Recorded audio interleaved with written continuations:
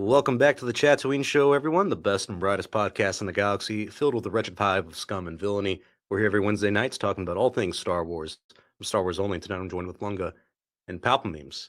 The power of one, the power of two, power of many. And now, Fuck claim. you. I gotta say it every show. It's a new staple. It's a new staple. And I think that ending credit song is going to be our brand new official theme song of the Chatooine Show. We got that super chat right before the stream started. And another one from you guys Zach are being Briggs. You guys far too kind. We love it. It is helping. It's going to go to the budget of this show because apparently they need more. yeah. We're gonna send new writers Lucasfilm's way. So, Lunga, can you pull up the first one by Nick? Yeah, I did. Gus, there we go. Thank you. I'm interested in your take on the show and how you think it will be most likely. It will be how it's going to wrap up next week. I'm working, so I'll catch the replay. Well, Gus, hope you have a good shift, brother. And this whole episode we'll be talking about this show and everything we love about it. Zach Briggs says, "You're with me, I'm with you." Always one before it's two. God, I hate that shit so much. At least the memes that came from the show, as cringe as they are, at least they're kind of gold for fandom interaction. We can't deny they are. And they tried to explain why they say that. They tried to explain why, kinda. But just give us more fucking questions. I'll talk about that when we certain get there. things like with the prequels where people were like, "Oh, it's like, oh, the acting is bad in the prequels," and they're like, "Well, it was meant to be bad." It's like that doesn't make it good, okay? And same with this show. With some of these like lyrics and everything, it's like, "Yo, this is really corny," and when Will explains it later, it's like that doesn't make it less corny now. So anywho, if you guys are watching the show live or listening to it later, leave us a like on the stream, on the video, help us out. And if you're new here, subscribe to the channel. We'll be covering the Acolyte for 2 more weeks, the finale next week, and then we'll give a series review the week following. So you can follow us on all the socials in the description below. And if you really enjoy this nonsense of a show, you can become a channel member. You guys remember those? I remember those. Or leave us a super chat like our friends Gus and Zach already did in the show. We'll answer any question that you may have. Palpamemes got the Torben treatment. You okay there, sir? I took the poison. Did Mother... what does she do? She like possesses your mind? No, not Mother Anesthesia. Anesthesia. Yeah, anesthesia. That's what I said. Bless you. Anywho, this guy. I can't believe. Do you guys feel can we listen? There's enough bad with the show. Can we not fuck with her name? Okay, her name is Anesthesia. I like Anesthesia. Call her Anesthesia. I don't care. That's what her name is. Banger name, as you guys know. But I gotta ask you before we really get into the nitty gritty. How do you feel watching the show every week now? Because when this was coming out, we were all kind of excited, even with the trailers, like, all right, time for the Acolyte. I will say for me, this feels like watching the Book of Boba Fett again in Bad Batch, where every week you're kind of like, okay, could be kind of fun, but could also still be bad. And you got that with Book of Boba, where it was like, oh, we got a great episode with the Mandalorian. We got a horrible flashback episode. Bad Batch was every week, but then you got a good episode. You guys feeling the same way about this show as you did back then, or is this worse? Oh, it's, I would like to say, because it would make sense that I feel the same, right? But there's a difference, and I can't put my finger on it. Maybe because Book of Boba just felt like a joke to me.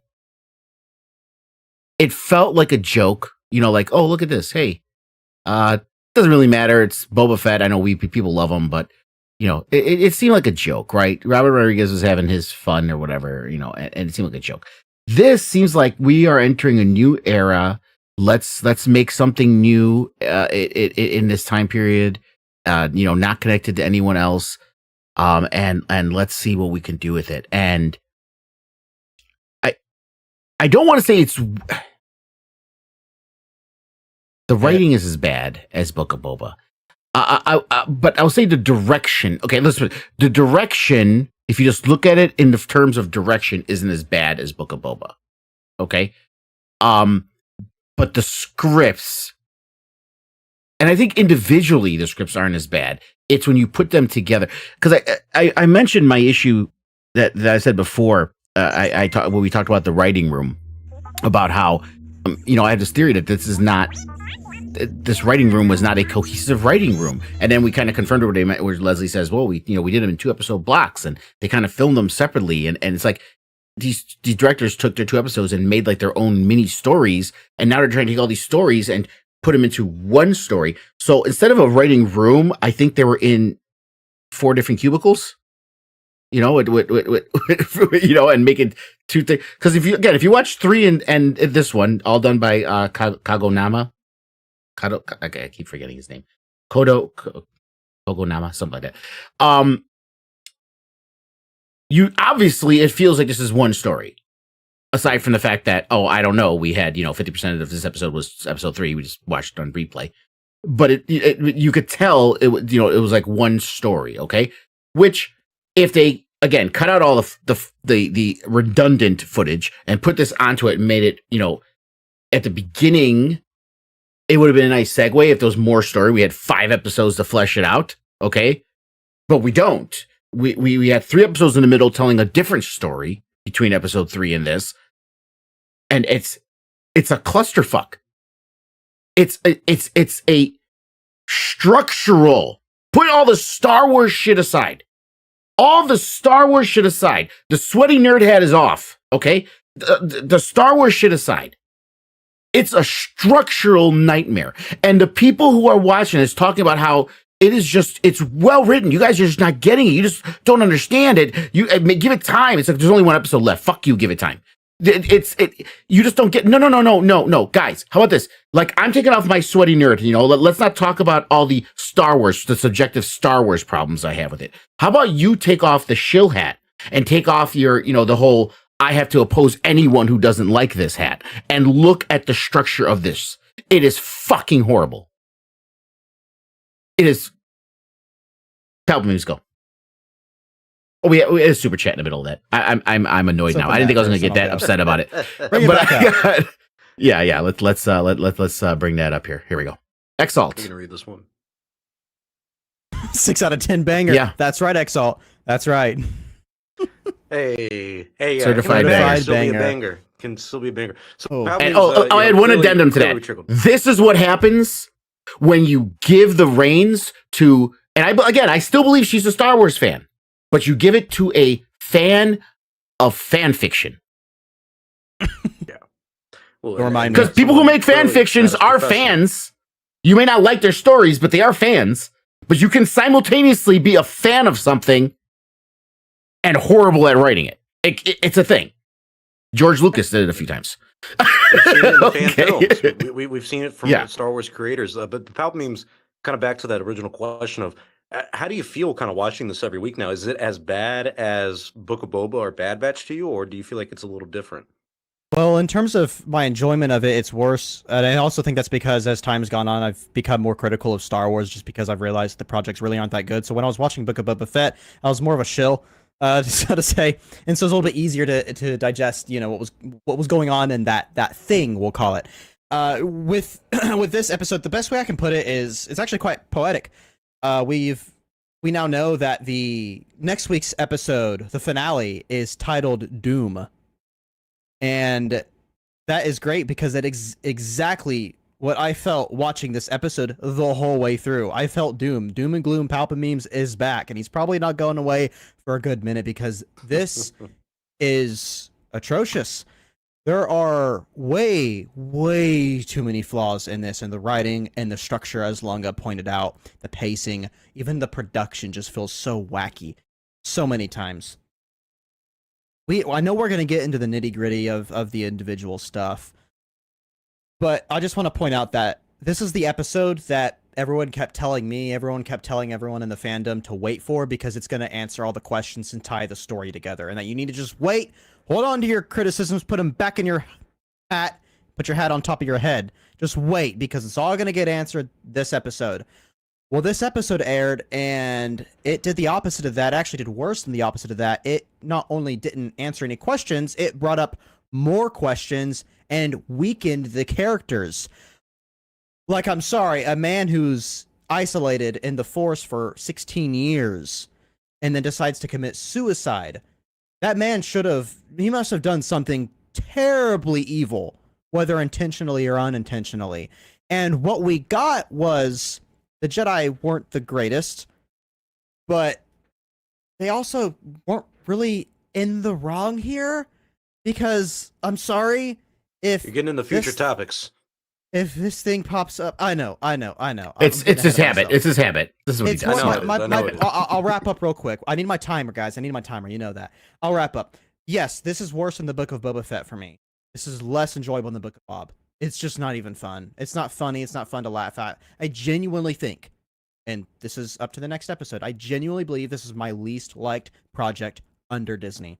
That's where I'll end that statement. I would say I do kind of feel the same way with you're saying this being like your least favorite project under Disney. It is getting to a point where like, damn, this is like the other ones I could go back and rewatch and be like, okay, like I see the flaws and everything like that, but there's still something to it, you know. When we talk about like Book of Boba and Bad Batch and what it was like watching those every single week, I think the difference between those and the Acolyte is there's actually some fun moments in the Book of Boba and even the Bad Batch series where you may not love it, but you know, there's some cool action. It's cool seeing Mando and Boba team up, and it's a little fun. There's been nothing fun about the Acolyte so far. Like I genuinely want to ask that to people who are like avid defenders of the show, and you know, just being like, oh yeah, I don't know what I don't understand what your problem with the show is. I want to ask him, are you like actually having fun about the show? Because I don't, there's no moments of joy, really, of laughter or fun. There's nothing fun about it. So, being as far as into the series as we are, and now we're on the last episode, it is kind of concerning of like, damn, bro, like this, how is this show really going to age? Because even with Book of Boba, people are saying, I want a season 2, you know, but Bad Batch, it built a good audience and everything. But like Lunga was alluding to earlier, it feels like a lot of defenders of this Acolyte show are doing the same thing that they're accusing other people of doing it and judging it before it's over. They're saying, oh, you can't say it's not about the Sith. You can't say it's bad. The show's not over yet.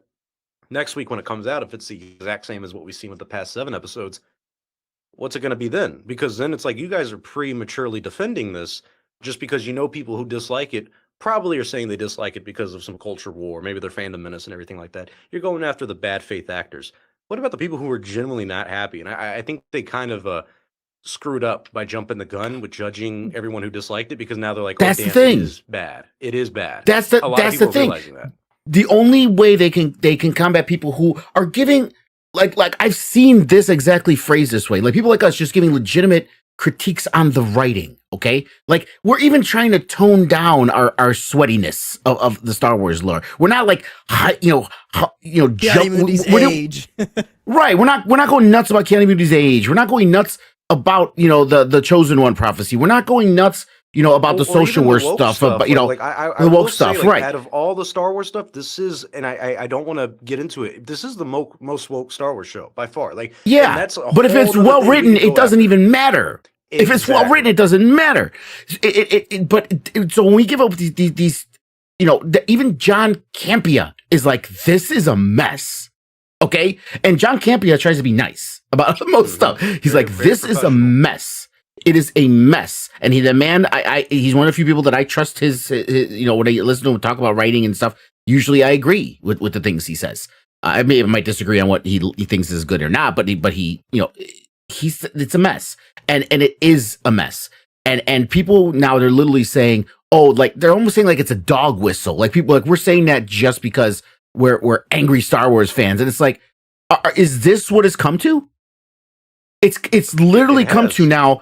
It is, the line is drawn that, okay, when you're fighting people like the Fandom Menace, when you're fighting people who are borderline or complete actual racists or homophobes, and which I get, okay, even I get annoyed by these fucking people, okay, that now it's just anyone at all who just says, yeah, this show is not that great. And the only thing is acceptable is if you just say, it's not for me. If you say that, they're like, yeah, it's okay. Wait till the next thing comes out. Thank you for being respectful. That's all you can say. Mm-hmm. That's all you can say. It's not for me.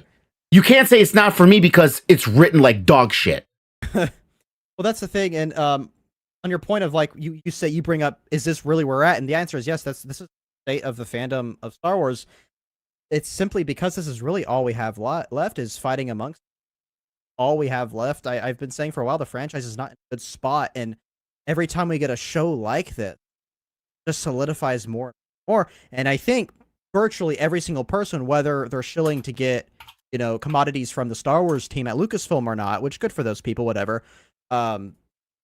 It's hang on, like anyway, sorry. Even they know that this isn't that good. And that's why the Lucasfilm team is in full force when it comes to giving things out to people who praise the show and who stay positive about Star Wars. I hate that whole I'm positive about Star Wars. It's because they know that, oh man, this is going to be kind of a train wreck, and they were right. Well, and I'm really glad you brought that up because that's one thing that is, I even kind of want to make a YouTube video. I haven't made a lot of them recently, but that's such an interesting topic to me of like, the Star Wars admin on Twitter is being called Swagman throughout Star Wars Twitter. And never in my life before have I seen a representative or anyone running anything at Star Wars so interactive with the fans who are just so openly like only saying the most positive things, which I understand. I understand both sides of the coin there. I'm not doubting the people who are Star Wars fans, but they're literally like praising this person, this anonymous person to, let's be honest, get a follow, get a like, and get kind of access to these things, get premieres. And Lucasfilm was feeding it in a way that I have never. That's the thing too. It's I've never been doing done in this any for a movie while. franchise ever. I will tell you that right now. Well, Marvel, not only that, DC, Lucasfilm none of these has never people done it to go this around extent. following people in the fandom. They just don't do that. It's not a good idea because it causes Yeah. problems. Even I'll bring up real quick Wikipedia. They went on an unfollow purge. They got new management because of all the shit that's been going on. I don't know. I don't really care. At the end of the day, they went and unfollowed like everyone in the fandom. And people are mad about it, but it's like, no, it makes sense because it's not really professional to go around following and picking and choosing who you're going to follow within your fan group. It's not smart. Especially when I mean, there is for a a while, clear Pablo consistency Hidalgo between all of was them. kind of doing that. He was kind of borderline with it. He was, But there's a fighting, difference too. but He did his best to maintain like a professional yeah, thing, and this wasn't the Star Wars admin itself. That's where like it's never been more in your face about it. Where it's like, no, yeah, you have to say the nicest possible things. You cannot critique.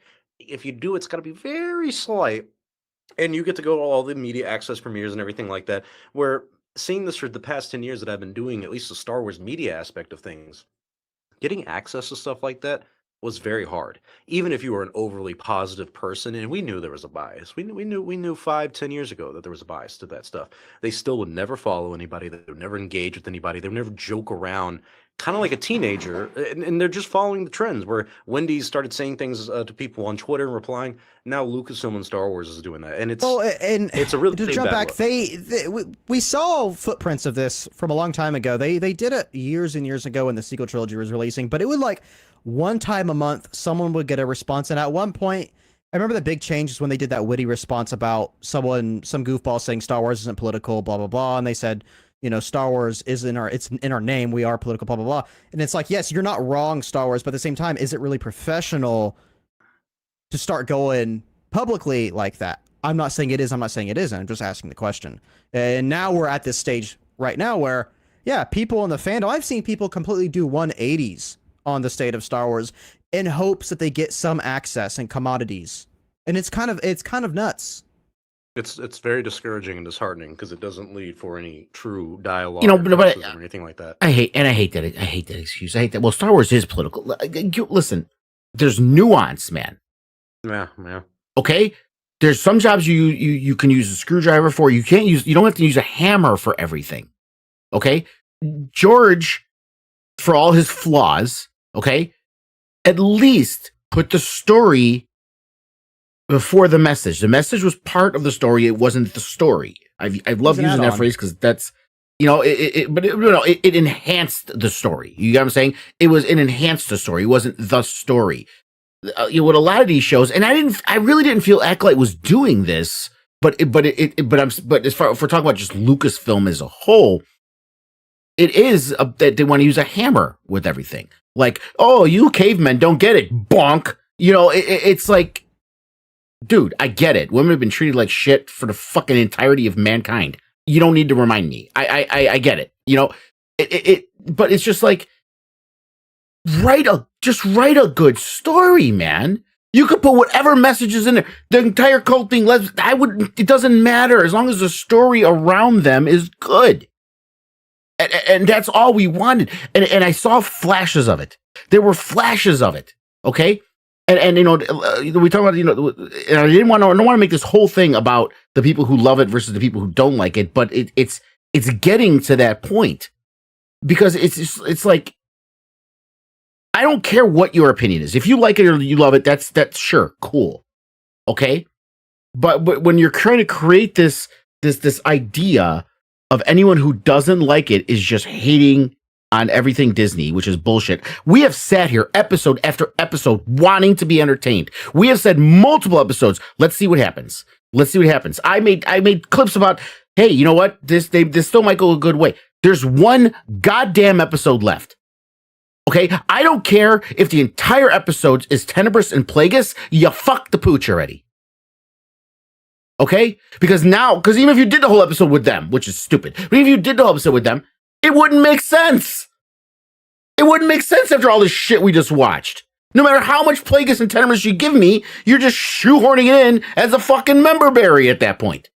Look, here, this is what you guys wanted to see, right? Here's the Sith after all these episodes of no Sith, except for one guy saying, you might call me the Sith. Were we supposed to learn about the rule of two in this one or something like that? Yeah, that's another thing. They lied to us about the show. And to wrap this whole thing up, I will say it has made it a lot harder to be a fan. And the way they've done things with this show specifically, they've done so much damage to the fandom, intentionally or unintentionally. And I do believe it was unintentionally. But, I don't want to confuse what easily could be attributed to ignorance to malice. I think they were just ignorant in some of these things. But the fandom is so divided, it really may never recover if they keep doing what they've been doing. And honestly, it's on us as a fandom and anybody who has like a slight amount of influence and everything to try to keep a level head, not to get too involved in the culture war. But there was a time 5-6 years ago where the culture war was just kind of the extremist people of the fandom who are more actually interested in politics and culture war than they are Star Wars. Now it's become a point where even as Star Wars fans, you have to be a part. And it's so interesting that Star Wars has become I refuse to be. Force. I still refuse to be. I don't give a fuck about this culture war. I think both sides are fucking psychos. I don't care. I don't care about this culture war. I think it's dumb. I think if you guys get offended, but when I think there's people in the chat who are saying, "Oh, look, they're doing this, they're shoving this gay shit down our throat," I think you're fucking dumb. Okay? Because that's not the fucking point.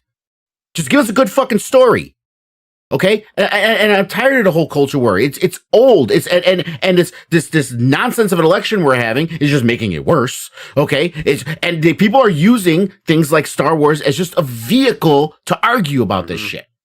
And it's made everything worse within the fandom because it's become identity politics. But we got to get off of this before we take over the whole show with it and get into the actual content of last night, the Acolyte, episode 7. It was called Choice, I believe. And Lunga, you want to get that timer ready? If y'all don't mind, I'll go first and give you my initial reactions to the episode. Go. I want to say it was a banger. As in it was not a banger. Oh man. This was far better than episode 3 because it actually showed you what we wanted to see from episode 3. But as we've alluded to, this is the ending of the series at this point. There's so many questions that we have going into episode 8, and so many plot lines between Chimere and Osha, May, and Soul. Everything we just found out with this recent flashback, how May and Osha were created, the Vergence of the Force. What's going to happen to Chimere? There's Vernestra doing the investigation. Does Soul, May, Osha, do they all live? And by the way, apparently there's Sith in the next episode as well, 2 of them. That's a 30-minute runtime to solve all these things that we know they're not going to solve. Mother Coral is still around, apparently. People don't think she's dead. This is a hot mess of a show. And this episode really brought that to light, and it really dispelled this illusion people had who liked the show that you just give it time. Let it play out. See how things go.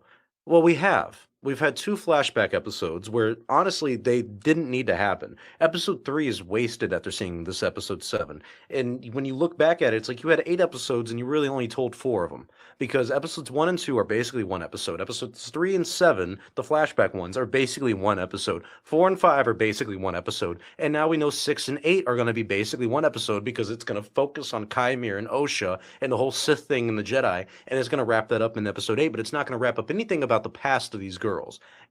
Horribly written show, and has really disappointed. I've never been more disappointed in the Star Wars project, probably since The Last Jedi. Because I was really excited about the Sith, and I didn't get a fucking thing about them. Doesn't matter what they do next week. The story's done. It's over. So yeah. Next on is you, Lunga. What was your initial reaction to last night's episode, sir? Let me get the timer reset here. It's a shit show. You already mentioned that they were basically 4 episodes instead of 8. I have said over and over again that abortion of episode 3 was way too fucking long. Right? They took up all the other episodes that we had some meat on the bones were like there were 25-minute episodes or something. Right? He gave us 45 minutes of episode 3. All right, well, we got through it. Let's get into these last 2 are supposed to be like 40 plus minutes. Cool. This episode was 15, 20 minutes of it was episode 3 again. Like literally the exact same shots. I'm not talking about, it was way too much. You just gave me more of episode 3 that I already saw. Hey, remember the shit you didn't like? Here it is again. Then you added a little context from a different POV. Okay? All this to replay the fever dream, answer 0 questions, and add more to the already bunch of questions we have involving Chimera, all to be wrapped up in the last episode. What? We still don't know how May survived. We still don't know how May survived. To me, that was one of the biggest questions I needed to know. How did May survive? Still don't fucking know. 2 episodes of flashbacks. Still don't know. Can we talk about the cringiest fucking scene? How many times are they going to scream each other's names with their arms out on that fucking bridge? May, Osha, May, Osha, May, Osha, May, Osha, May. It went on and on and on. Everyone who defends this show, justify that lazy ass fucking writing for me. Justify how lazy it is to have these 2 kids just scream each other's name over and over again instead of giving us some actual fucking content and history. You couldn't do it, could you? No. Palpatine, you know how this works. Boy. You're next. I know. I'm thinking. I have some notes. Okay, I've got some notes, and so I'm trying to bring them together for my 2 minutes. I mean, you 2 said it best. This is a very, very mess of a episode. I know this is going to be, kind of controversial, but I dislike this one more than episode 3 because at least with episode 3, it was like, yeah, it was bad, yeah, it was annoying, but at least allowed room for the story to improve still, which is what this episode was supposed to freaking do, and it didn't do that. It did the complete opposite. Made things worse, made the characters even more poorly written. So, all of them, I'm not going to name them off because basically all the characters got worse with this episode. It also brought up so many questions, and the question I have is, what the hell were the witches doing? Right? Because they're so powerful, the power of many, but apparently all it takes is for a Jedi mind trick before they just die of cringe. And that's all we know. And that's it. The Jedi committed genocide on the space witches. And another big thing problem I have with it is the Jedi Council. You have a minute. I forgot the timer. Sorry. You're right. Yeah, they were so afraid of telling the Jedi Council, yeah, it's a bad situation. Don't get me wrong, but the Jedi weren't wrong. They were sent to find this Vergence in the Force. They found it. They went to it. The witches retaliated on them for no reason and got into the soul of Thomas or Torben, whatever his name is. And then with the way everything played out, and I could go on it step by step, but I'm not going to, the Jedi were not in the wrong. They did their absolute very best to keep peace. And then Anastasia is just so stupid enough to turn into a freaking witch goblin and not expect the Jedi to be like, what the fuck is that? I'm gonna stab the bitch. Okay, pardon my language. All right, I call everyone. She's a that. witch, sir. She's All a right. witch. And not to mention, Osha / May was going into Mist. So what was her plan here? Why are we supposed to feel like Soul was in the wrong here? I will push back on one thing. Soul, what was it? This is the nuance part of it, right? The don't you get it? But I'm being facetious here. But he was obviously, we're learning that we saw hints of it, and in this episode we saw a full blast that he has a serious problem with separating his emotions from being a Jedi. And this is supposed to be the tie-in. This is supposed to be the thing that makes the Order move away from attachments. Because the whole thing about we talked about the High Republic is they were okay with attachments to some extent. They were, they didn't have as much of a problem with it as we saw in the prequels. Well, what happened for them to become so, monkish and remove all attachments? Well, this was the thing. Okay. Good idea. Once again, bad execution. Okay. But Soul, he was struggling with his emotions. So he was a little off with it, right? Someone made a comment earlier about him making him seem like a groomer. It was kind of weird. Listen, I'm sorry. It's kind of weird. He sees these kids and he's all, oh, I feel a connection to Osha. I've not talked to her once. I just saw her for 3 seconds. I'm following these little kids around and I feel like a connection. She needs to be my Padawan. I'm not saying it was, but it felt fucking weird.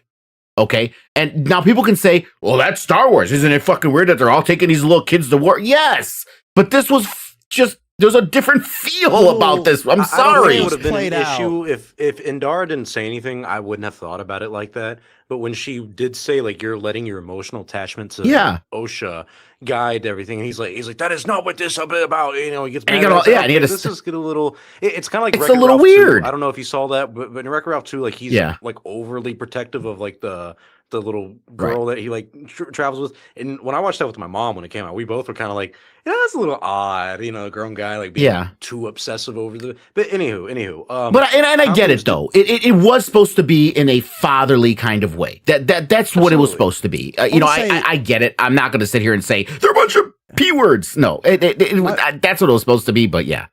Yeah, my big issue with that was Anastasia, whatever her name is, was her. Anastasia, Jesus Christ, Anastasia. Can you guys say it? He said it earlier, and it's been stuck in my head. My biggest problem is her approach to it. It's one, we didn't know what she was doing. So was she taking over the body of May? Was she teleporting her?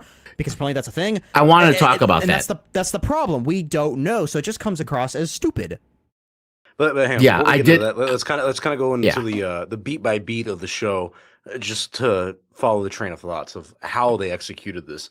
Because initially, they talk about the Jedi looking for a Vergence, and I thought that's the thing with this episode is there's a lot of interesting tidbits they talk about. And a Vergence in the Force is not like some common thing. It's more common than you think, but it's supposed to be rare. So like Coruscant, that is a light side Vergence in the Force, and it's also built on top of a Sith temple. The cave in Dagobah, that is a Vergence in the Force. It's the dark side Vergence. Mortis is a huge Vergence, of course, but that's where like everything comes together because that is the Force.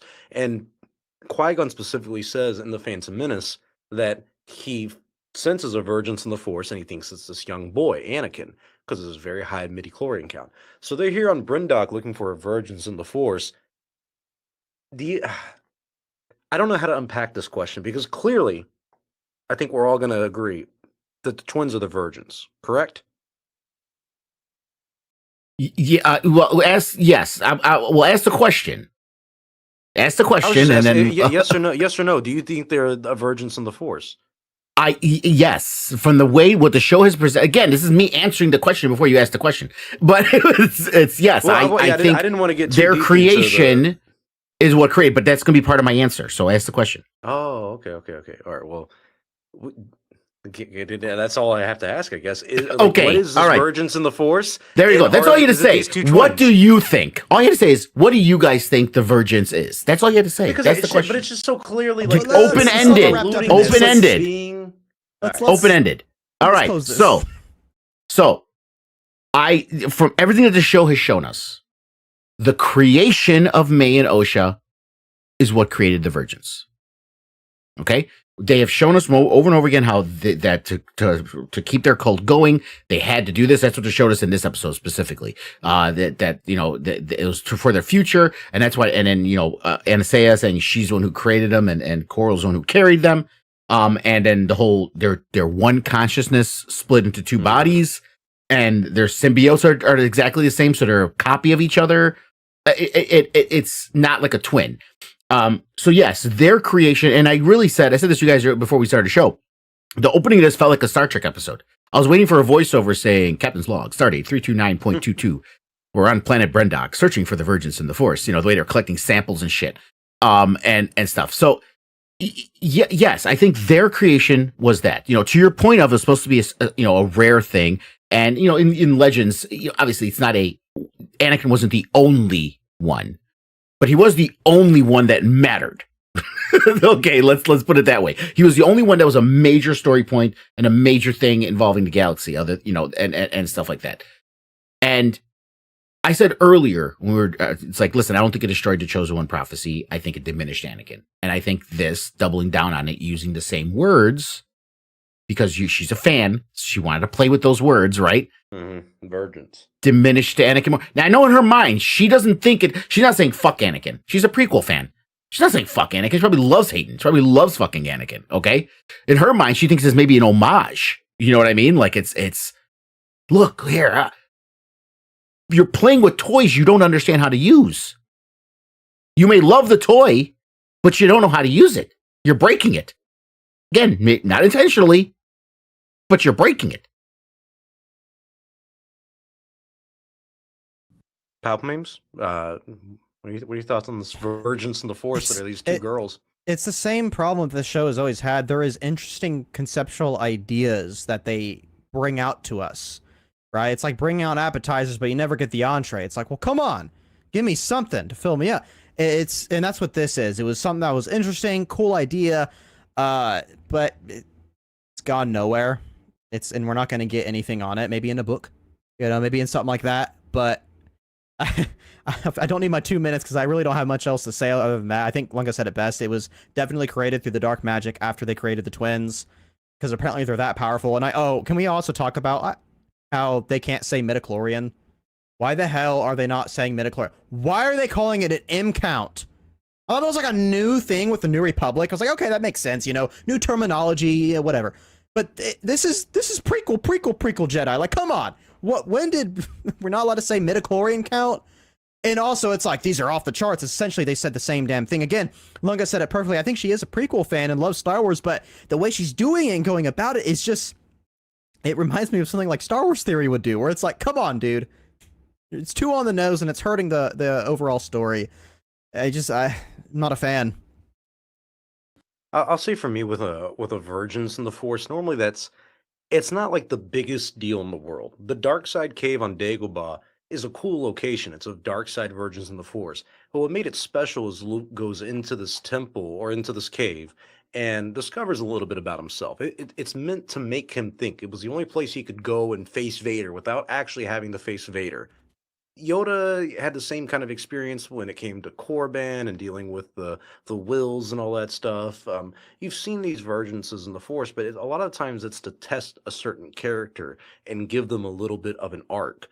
The problem with the twins technically being a Vergence in the Force, if that's what is happening here, because the implications are Mother Anastasia, whatever the fuck, is splitting herself into these two twins. I think that's the reason she has that thing on her head, and then May has it, but not Osha, is that she can become one with these people.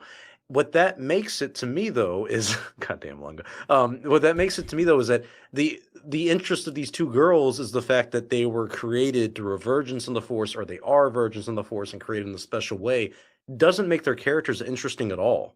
It was one of the issues with Anakin Skywalker that I've always had, of people being like, oh, Anakin's the greatest. It's like, you like him because he's a chosen one. There's not a lot of interesting things about him other than that sometimes, they've done things with the character. But with like Luke, it's like, no, you're not the chosen one, but you have to deal with this Vergence of the Force. Yoda has to deal with the same thing. Those arcs are interesting, but when you do something like this, where the only interesting thing about your lead characters is that they're made through this special witch magic craft stuff, it's hard to really care about, and you end up spending more time focused on the Vergence and the interest of that than you do the characters. So anything that happens with these two characters really has no meaning. There's nothing interesting about them. I don't care what happens to them, but I do care about the Vergence of the Force and how that impacts other things in Star Wars, because it's supposed to be special. This doesn't feel very special. And when you make it special, when it's not, it fucking sucks. I want to piggyback on that a little bit. So when we keep talking about the Vergence, because I didn't have time in my thing to say it, but you brought it up again, so I want to say it. All those things you're mentioning, the big significant difference here is their places, right? Their places. It's where there's this Vergence happening in this location for whatever reason, dark side, light side. Anakin was the only one in my memory, correct me if anyone remembers wrong, that it was a person. The Vergence was this child. Well, to add to that, the sequels kind of adds a little bit. The idea of a dyad is also a Vergence in the Force, and I think that's kind of where they're going. Well, with this, when I say correct me, I mean the before time. Prior to Anakin. The well, not just pre-Disney, before Anakin. Up until Anakin, the only Vergences were places. There wasn't a person. Okay. And again, the sequels doing it after it, it's not that big of a deal, and it's a different thing. The dyad is a different thing than Anakin being, conceived, immaculate conception. It's that's a whole different chimichanga going on there. So that's fine. That had nothing to do with it. But this is literally almost the exact same thing. Okay. Now I know people want to get into the nitty gritty about how, but Anakin was created by the Force. This was them using the Force to. Okay. And in the Plagueis novel, they talk about how because Tenebrous ripped that tear in the fabric of the Force, tipping the scale, the Force responded by creating Anakin, which I got to stress this again. People keep wanting to go back and forth because the Vader comic, which the people who said that was not the intention, it wasn't Palpatine who created him. Plagueis novel is the only one that we get actually anything kind of hardcore hinting at it, but even they weren't sure. Sidious wasn't sure. Maybe that's what it was. It's still shrouded in some mystery. Okay. We don't, and I think that should stay that way, to be honest with you. But we don't get any hardcore concrete stuff. But that's what makes it special. When you play with those tropes, okay, with these characters now that at the end are going to be meaningless. Like I said before, when you use that, that's like using your nuke, right? You have one. I need to use this for an important thing. You don't use it for characters that are going to play no role in future shows or movies. They're not a Luke Skywalker. They're not a Rey Skywalker even, okay? Who, sorry, is the future at this point, okay? They're not. I'd be more forgiving if they did that with Rey, okay? Because history's repeating itself. At least that makes sense because it's the future. It's after. You know what I mean? This is a small story that apparently no one in the prequels remembered. Even Ki-Adi-Mundi, who was there, okay? So they're lost to history, right? But you take this important thing and apply it to them when they're lost to history, you're wasting something that was meant to be special. And that's the big issue with it. And that's why I think it diminishes Anakin. That's why I have a problem with it. Now we're getting into sweaty Star Wars stuff instead of actual problems with the show, but yeah. But it brings up those conversations where, one thing that's great about the Mortis arc is that not only is it well written and done and satisfying, but it gives you so much lore to Star Wars. So much. That's one thing I've always liked about the prequels is that despite me not thinking they're great movies, the era of the Clone Wars, the Jedi, their fall, the Sith, and the Rule of Two, all that stuff is very interesting. It's very fun to explore those ideas, even if I don't feel the execution was all that great. And that's kind of the thing that's been going on with the Acolyte of okay, some of this could be interesting, but the execution's really bad. And some of the things like this, where it's these twins being born either of a Vergence of the Force or are a Vergence of the Force, but they've also hinted that it could be a dyad. It's okay, so now you're doing a double whammy here, where you're just double dipping into this, where it's not only these twins, one person split into two. They can't be. Literally, that theory's gone. It can't be a dyad anymore because they were created and they're the same person. They're not twins. Oh, They're that's the same true. person.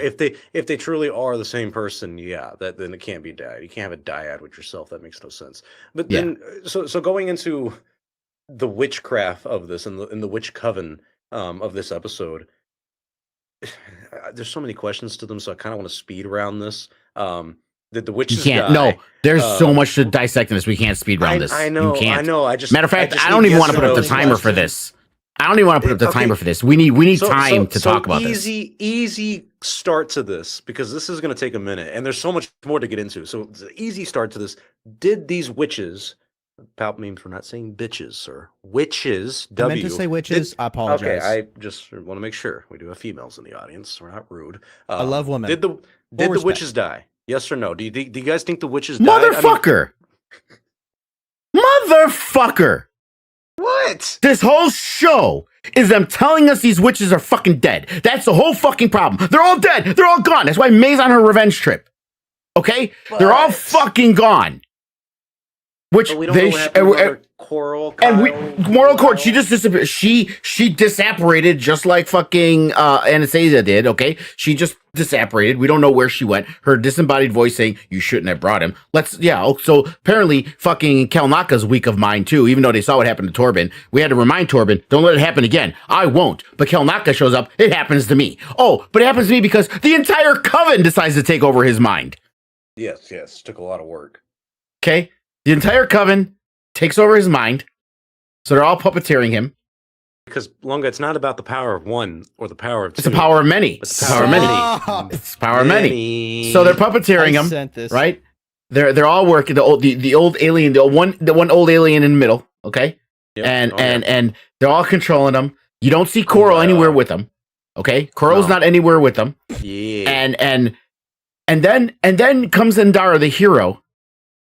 And I gotta say, this is a little side note. If you ignore the bad writing of the show, the fight scene was fun. Oh yeah, that was a good fight.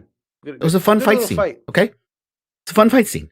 But Endara comes in, does some kind of force deal. I don't know if she was trying to do it felt like Star Trek. Was trying to do a mind meld or something, like fucking Spock. But she was obviously trying to eject them from his mind. Okay, that was apparent what she was trying to do. So in her ejecting them from their mind, she commits mass murder and kills all of them. That's how it seemed to me. Did it What not seem the like fuck that to you? just happened? It and how does almost she seemed like calmly- snapped their necks? How does she go from the best Jedi among them, this is the problem? People are still talking about. You see how bad the Jedi were? It's like, are you kidding me? Did you not see how much Endara was trying to say this is wrong? We're not supposed to be doing this. How much she was on their side? Okay, we shouldn't be doing this. None of this stuff is wrong. What you're doing matter. And then I'll go in by and we shouldn't go there. We should. Okay. And she goes, we should. I should go in by myself. Well, we're better as a team. Okay. Didn't take much convincing. But she goes in. And then, she does all this shit and she somehow mass murders them and then just turns and goes, grab the kids, let's go. I mean, what just happened here? Because Also, by that What just point- happened? How was did too she far know all gone. those witches died? Like, we don't. Well, maybe What she was the saw them. point? I don't know. Maybe. Like, I but only they watched didn't- this episode they once. didn't- But it's you built up this power of many throughout these witches in this cult, right? And then when they become the power of many, they become the power of nothing because apparently when you get mind tricked, your neck snaps or something. You just plop, and you're just done. It's like, hold on. I'm sorry to interrupt you, but this guy in the chat Please. said Trinity unplugs them from the Matrix. Remember Trinity? Because when she was Trinity, they died literally Yeah, like when you Matrix. unplug them. They just all died. Holy shit! Holy do you shit. guys remember the Matrix? I remember remember. Trinity from the Matrix. Oh, Just I love unplug that them, number. poof, and they just all die. Yeah. I was actually looking forward while watching this episode to getting a pretty cool fight between the Jedi and the witches, and I was like, the Jedi are gonna fuck them up, and I was all for it. And then that happened, and now I'm like, okay, if there's one person who should be isolated, or not that they deserve it, but like from the context we have, if there's any person that should have been in the position that Kalnaka or Torben were in, it should have been Endara, because she's the one that killed them all. So why is Torben the one that's drinking the the Kool-Aid. Why is He didn't even- a whole nother in isolation. side tangent too. That's Soul what it is is. Soul. But it's kind of into the Soul is the scene. one that committed murder, right? He's the one who committed murder. Now, again, we can argue, well, she turned into this smoke monster. self-defense. Yeah, She was he didn't know what was going to she happen. was He didn't know merging what into May. God. So yes, I'm we stabbing that can thing. not a full yeah. pass, but we can give him at least, okay, I get it, right? And that's why you saw afterwards he went into full defense mode. He's like, I'm not here to murder, okay? So he went into full defense mode. Let her punch him in the face 30 times. He didn't do shit to her, right? He just full defense mode, right? Even Torben was just blocking fucking laser arrows. That's all he was doing, right? He wasn't even hitting them back at them.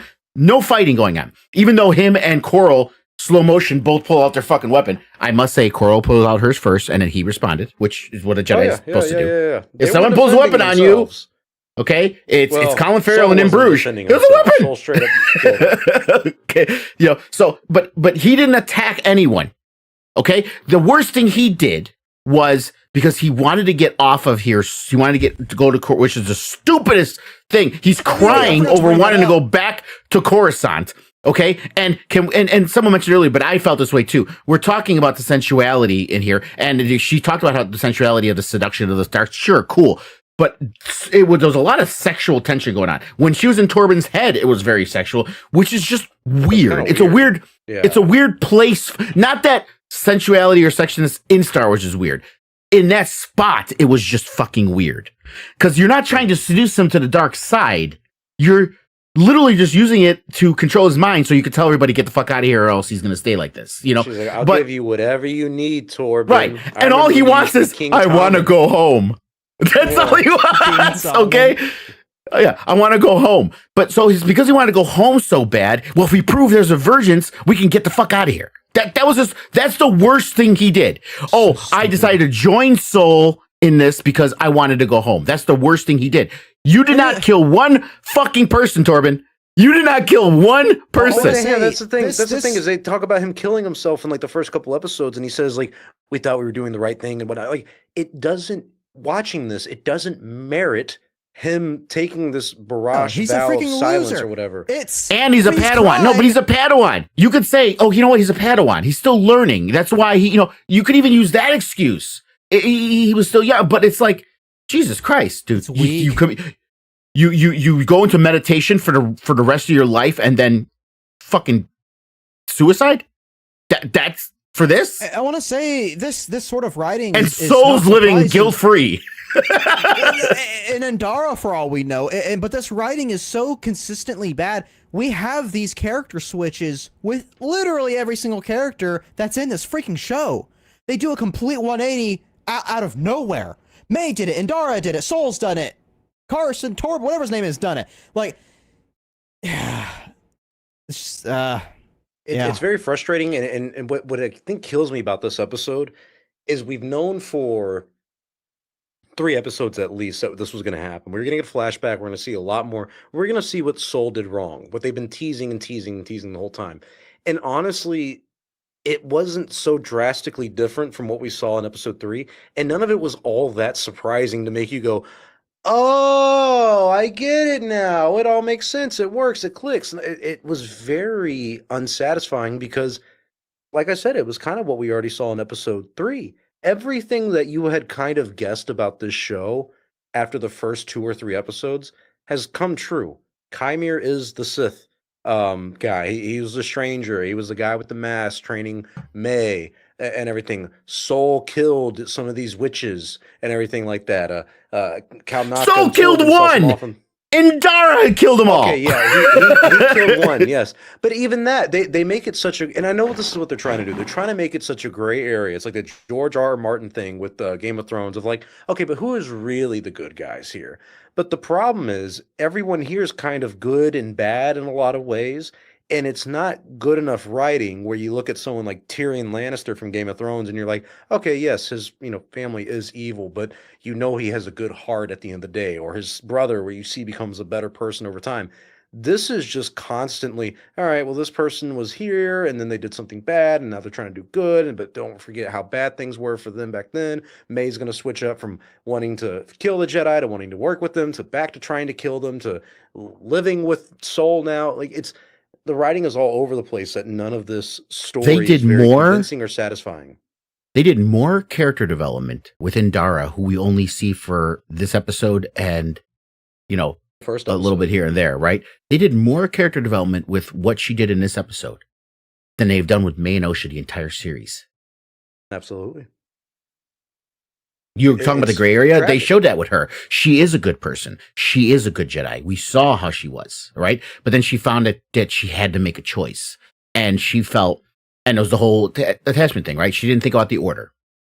That what would happen to this girl and what would happen to the rest of her life because of what happened here would be more harmful than not telling the council. Well, and don't forget, she tried to fight Soul on the ship too. They almost got which was into it. again Torrin weird. Was like, whoa. Why isn't he going dark side there? Because he was very, very emotional. It was drama for the sake of creating drama, but it didn't have any substance behind it. It just made me very confused. And then she's suddenly like, "You're gonna do this to this little girl's dreams again." A complete 180. It's like, what? Oh man. The show and the story is not very focused, and that's kind of the biggest problem. Well, no, there's countless problems with this, but let's get back into the witches. What was Mother Anastasia trying to do with May when she? So first of all, Soul did think it was Osha, and yeah. Quick side note about that: the twins as kids look nothing alike at all. So I was just, and they are like, actual sisters, by the way. The girls are sisters, but they're not twins. Wow. Okay, well, that is beyond shocking. The actors. Anywho, yeah. I don't think they looked anything alike as kids, but what do I know? I am blind. Or maybe they are twins, I don't know, but yeah. But Soul thought it was Osha, kills Mother Anastasia as she tries to become cloud, dust, black magic, and merge with May, who was also now becoming cloud, dust, black magic. Why? I'm leaning. Come on, man. Yeah, if anyone, you guys haven't seen our chats, me and Papa Memes Goldman and only, I would literally list out these questions that they gave us more questions, zero answers to, so on top many. of the questions that we had zero questions to, and the last question was why? Why? Just why? It was. Okay, and it's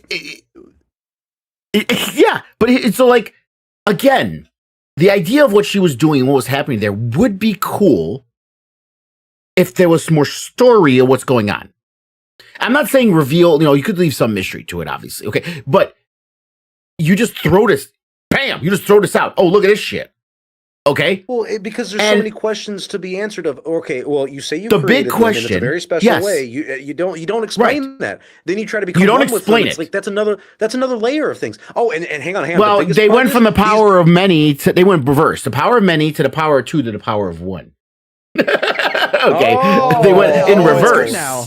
The show's good now. They went in reverse. Yes, it's good now. If you watch it backwards, just like those albums where it's the satanic messages, right? If you watch it backwards, it'll make sense. But it, yeah. So I'm leaning again.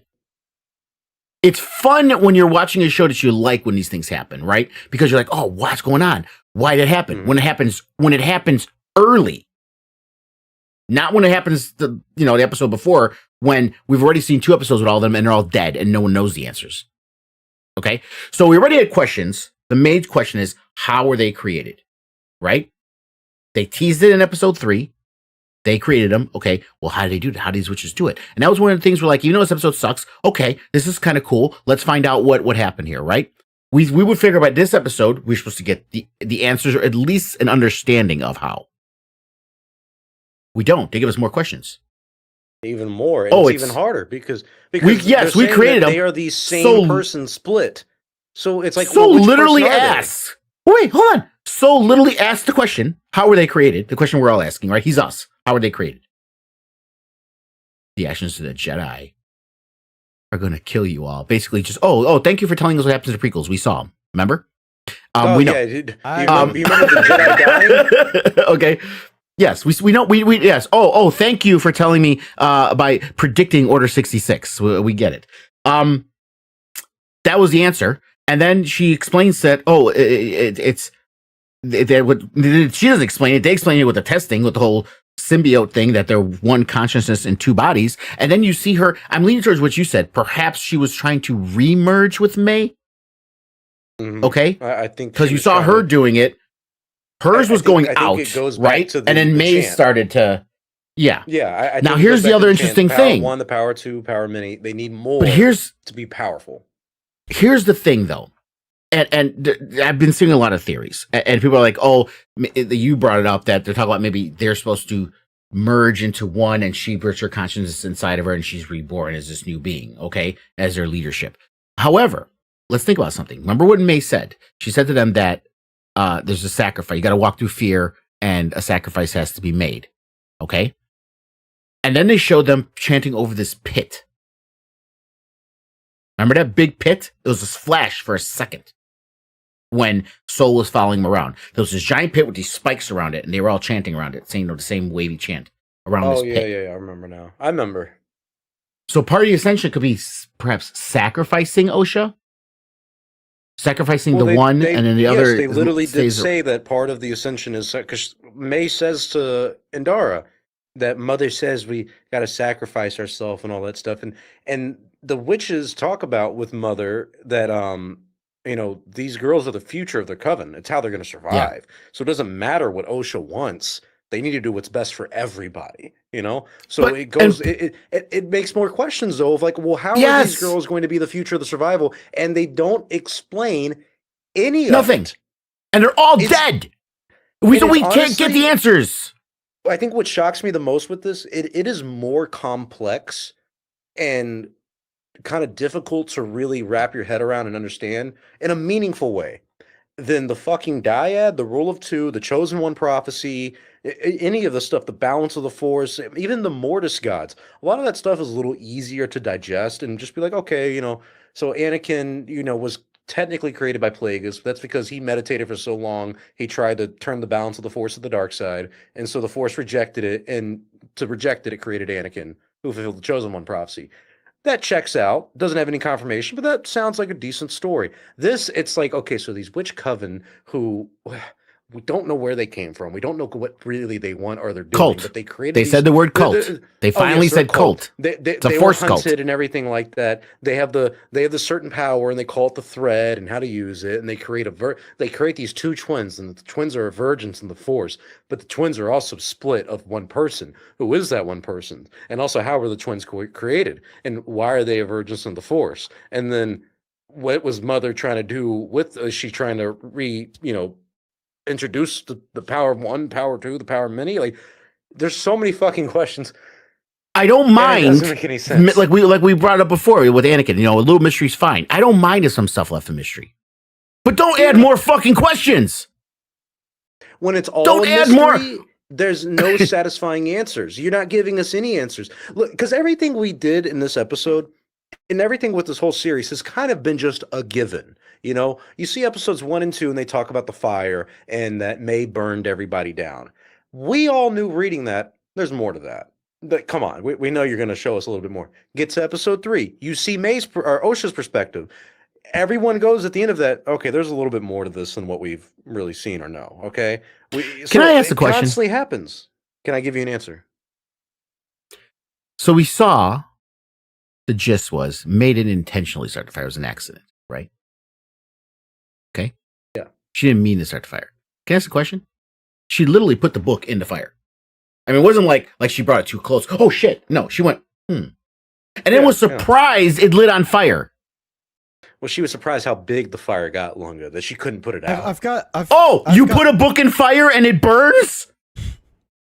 Little baby. She was What's your surprised children, before. No, hold on. Before the oil spilled and it spread. I'm not talking about that. That was a surprise. She didn't. Oh, dropped it. Oh shit! It's spreading. It's oil. I can't put it out. It's grease fire. Okay, sure.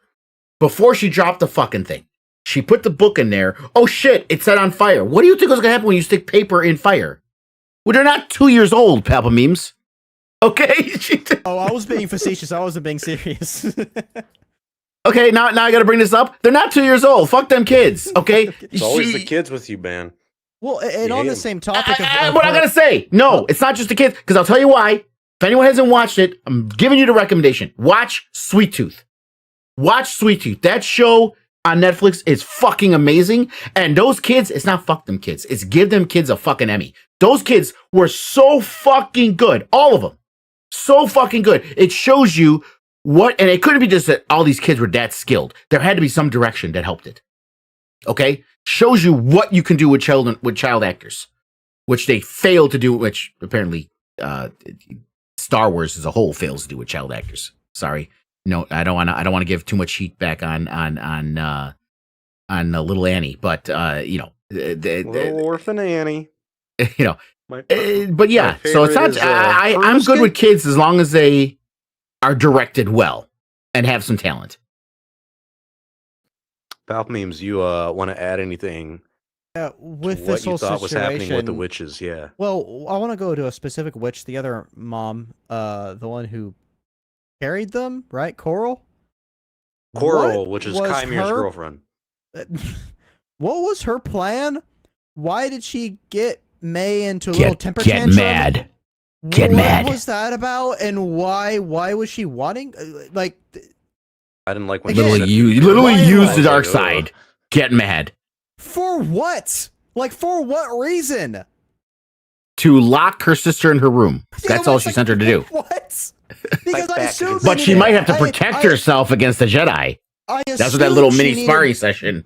We know they need both twins for the ascension to work, right? That's why it failed, is because they only got one and the Jedi interrupted them. So what's the plan here? Why are you telling this 8-year-old to get really mad? And then she kept going, fight May up against Soul, and just really cringe. Just Revenge of the Cringe, man. And I she wanted to use that disappeared term a too. lot. So again, now it goes to lead. Well, hold on. Was were they merging? Because she did the same thing, but she was also one of their mothers. But she didn't create her, but she carried her. There's inconsistencies with the shit they're giving us. They're giving us more questions. They're inconsistent with their questions, and we're going to get zero answers about it.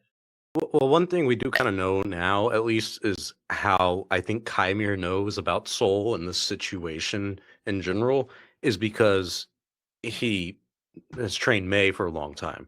But then, hang on, that gets us to another question: how did May survive? Yeah, and that was that's my a main big one. thing too. That was a big thing with this episode. Is you see Soul, and I will be honest, we've done a lot of shit talking about this episode, but there are moments that I like, and one of the moments I did like was Soul holding up Osha and May on their little balcony things, and then just picking Osha. Like, I say I like that because I did find yeah. it very shocking. Where I was like, "Oh my god!" Like he really And did people just are- sacrifice this girl. Yeah, and people are shitting on that scene, and they're following theories lead on this. Fuck that guy. About how why didn't you just pick the girls up? Okay, don't you listen? There's a thing called suspension of belief. Okay, you are supposed to understand in a situation that that it's like there's things happening here that people, even the Jedi with their powers, make a split-second decision. Okay. Mhm. And just like we do, like when we've all done this at some point. You're cooking or something hot and it falls and you grab it. Your brain knows you're supposed to grab this hot thing, but your instinct makes you do it. Okay. So instinctually, when the bridges were falling, the first thing you did was reach out to try to stop them. Okay. And unless we're talking about fucking Force Unleashed, okay, with God mode, your hands are controlling one thing. You can't just make your hand control 6 things with one hand. Okay? There's a way. So he grabbed the bridges and they were getting too heavy for him. And he was weak because he just had that whole fight. There's a thing called fatigue. It happens. So he's holding up these 2 bridges and he realized he had to make a choice. He couldn't maintain both of them. And he probably wouldn't have had time, because you saw it when he released one, it immediately fell. He wouldn't have time to grab the girls, drop the bridges and grab the girls. Or he didn't grab the girls first because, like I said, the hot pan situation, right? So he had to make that choice. And I agree with you. I thought that was cool if it wasn't for the cringy May, Osha, May, Osha, May, Osha, which is, I think, why he dropped the bridge. He got tired of hearing it. Yeah, So when he fuck heard them what kids. have you done? What have you done? No, what have you done? He was like, I'm They killing played one the of them. first line on that, but they didn't have the repeat. I'm like, oh, thank goodness. We got half the cringe instead of the No, full. we just got May, Osha, May, Osha, May, Osha. No, That's it's like, all- what have you that's- done? We got that in this episode, but we didn't get the response. What have you done? We got half of it. Okay, well, god dang, there's a lot to go over in the show. I feel like we got a lot of the I'm telling you. Out of the way. I'm telling you. There's a lot. I know we like to keep our show at a certain length, but there's so much. Oh my god. It's complex. I've got another one. I've got a real quick one. You know, Anastasia is oh, never mind. Forget it. Thank you for that. It's something about Anastasia, but we already went over it. You finally get the floor, and this is what you do? I'm sorry. All right, Joe fucking Biden over here. This, yeah. I should run for president. Yeah. So Anastasia was said there. I don't wiggle. I don't even think you know what you said there either. I realized we already went over it, okay? And I was like, fuck it. Anastasia, she was gonna. We saved Medicare. I remember the Jedi. You know the thing. That would be like Yoda. Be like, oh, we finally beat the Sith. Like Yoda, that was 1,000 years ago, sir. Anywho, old Yoda is. I had a joke about that. After 8 p.m., it is. What do you guys think about? Real quick, did you hear the reporter ask the Secretary of State, the talker, if what if a nuclear bomb is heading your way? Are they gonna wake Joe Biden up at 4 in the morning? Oh my god! Oh my god! No, listen. And this has nothing to do with this has nothing to do with politics. Someone needs to recreate the debate with Yoda talking as Joe Biden. That would be hilarious. The words he was saying, we couldn't understand the words he was saying. How would you do that? Just the noises of it. No, it would be perfect. Speaking of things that are awful, that ending song. Oh, The Power of Two. Oh, can I start? Twin. Can I start? Because I no longer. Can I start, please? Go ahead. Please. Yeah, go ahead. Go ahead. Let it be known. Go ahead, you music snob. I'm a music snob, all right? But I'm also an open-minded music snob, okay? I'm not going to sit here and say, oh, the song, it was produced okay. The song aside, this opens up a can of worms that shouldn't have been opened up for the Star Wars brand. This ultimately, the music in Star Wars has always been something that was always so unique to its own thing. Right? There's not many franchises, a lot of franchises, Marvel, DC, they bring in music that's modern and pop to try and build popularity up. And for those franchises, they're based on Earth. Fine, it works. But for Star Wars, it simply takes me out of it. Not only the song was just, I wouldn't say it was bad, it's a very mediocre pop song with a basic trap beat behind it. That's the best way I can put it. The singer is great, not her fault. And before people are like, blah, blah, blah, because I know people are going to bring up The Who, because The Who did a song in Jedi Fallen Order. Well, The Who has a very, very distinct and unique sound that if he told me was from a species from another planet, I would be like, oh, that's possible. And that's exactly how they did it. They played it into the story where Cal Kestis is in this cantina bar and The Who is playing this group. And the song simply sounds like it would be from another planet. That's why that worked.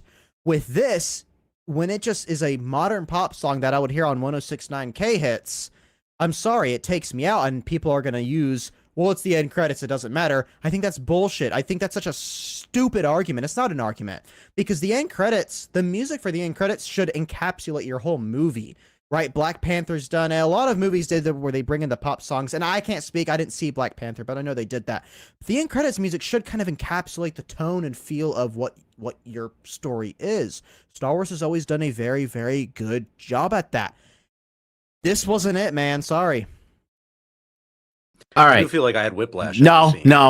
I have to say now. Now I have to say something. First of all, you said I hate when people. I am those people, so fuck you. It's just the end fucking credits. Okay, I don't give a fuck.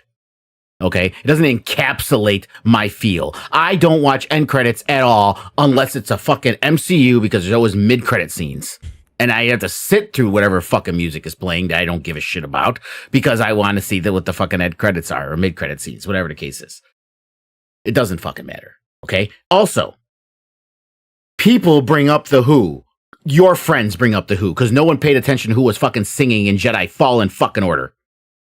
Okay, no one was, of course, but the whole argument for you is you're comparing a TV show to a fucking clip in a video game, to a scene in a video game. Two different things. Yeah, but Two the different scenarios things. are the same. They brought in a No, group of musicians fuck them to come kids. in and do a Fuck song them video for Star games. Wars, right? It's a The fucking premise is video the game. exact same. You know what? Star Wars, you know what? Force Unleashed is a video fucking game too. Are we going to start using that as an example? Yeah, and if No. they threw in an Ariana Grande song in there, I'd say this is fucking asinine. I wouldn't care. I'm sorry. It's a game. It's a game. This Okay, is when I become a snob. Okay, we're talking movies and TV shows here. Fuck the fucking games, you goddamn fucking nerd. Fuck the games. The games have nothing to do with it. I will give you this. Anyway. You don't care about end credits music. That's perfectly fine. Okay. Now, However, with hold that on. being said, let me finish my thought. All right. I thought you were done. I thought you were done. No. Well, it's easy to think I'm done when you started talking before I was done. But My mistake. with that being said, the song was just a shitberry on top of a diarrhea sandwich. Thank you. Okay? If the show wasn't so bad or that episode wasn't so bad, I wouldn't have gave a shit. I wouldn't have cared. Okay? But I've mentioned this before, and all these other little things that people that we try to stay away from nitpicking. But when an episode is that bad, all the little shit that you can ignore or don't care about starts to become more prevalent. They're not the reason it sucks, but they're like, this sucks so bad, and then this shit even they can't fucking do. Okay? It's like you can't even get the fucking music right. Okay? You could have used an R&B beat. You could have used the same singer, but make it sound Star Wars-y. Okay? I mean, fucking... You know what it reminds me of? Okay? Fucking the Jizz Band, which is the worst name ever, okay, is literally just a playoff of jazz, because that's what they're playing is fucking spacey jazz music. Okay? It's still jazz, but it sounds spacey. You could have made it R&B, but make it sound spacey. You didn't. Even the Galactic Star Cruiser song. You guys remember that? I remember that. Even that sounded somehow more fantastical than this song. Somehow. Well, I want to talk about the... I mean, Will the Greatest says this. Hold on. He says, I actually like the song. Hold on. Now, here's the thing. We're not talking about your taste in music. Okay? Well, because you're a music snob. Okay? I admit it, too. So am I. Right. I mean, I don't think the song itself, if I remove it from Star Wars, I'm not a fan of the genre, but it wasn't horrible to listen to. It didn't hurt my ears. You know, it was like, okay. It was, you know, if I was on a radio, I might have left it on if I wasn't, you know, if I was driving around.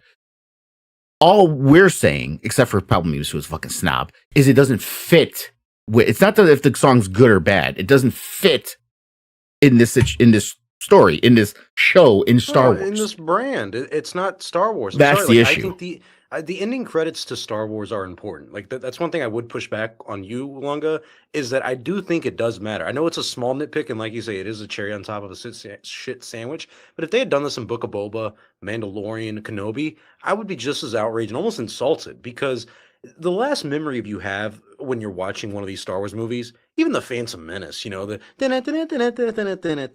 it, you know, it closes out, does that little shot and everything, and then you see directed by George Lucas. Yeah, it has that theme that we're so used to. And with the Mandalorian, with Andor, with every Star Wars show that they've been doing, Boba Fett's end music was freaking phenomenal. Oh, and Mandalorian and Boba Fett used a lot of like indigenous kind of sounds, music from indigenous people, which is contemporary fucking Earth music, right? It's indigenous. It's not stuff we hear on the radio, but it's still inspired by music that people know, but they made it sound like it fits.